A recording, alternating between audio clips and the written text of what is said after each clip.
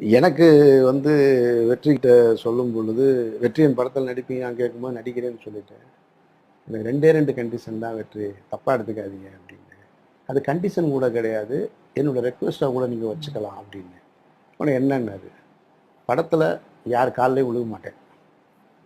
அது கதாபாத்திரமாக இருந்தா கூட, கதைக்கு தேவையாக இருந்தா கூட யார் கால்லயும் விழுக மாட்டேன். ஏன்னா, அது நான் தாங்கி இருக்கிற தத்துவம் என் வாழ்க்கையில.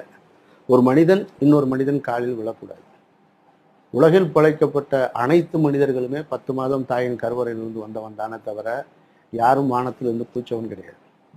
அவன் இந்த பூமியில் பிறந்ததுக்கு அப்புறம் ஒரு அதிகாரத்தில் வருகிறான், அல்லது ஒரு ஆன்மீகவாதியாக வருகிறான், ஒரு தலைவனாக வருகிறான், ஒரு தத்துவத்தை தாங்கி வருகிறான். இப்படித்தான் இருக்கானே தவிர, இன்னொரு 10 மாசம் இன்னொரு தாயின் வயிற்றிலிருந்து பிறந்தவனை விட அவன் மேன்மையானவனாக இருக்க முடியாது. அதனால இவன் காலில் விழுந்து ஆசீர்வாதம் பண்ணுவது அல்லது காலில் விழுந்து வணங்குவது என்பது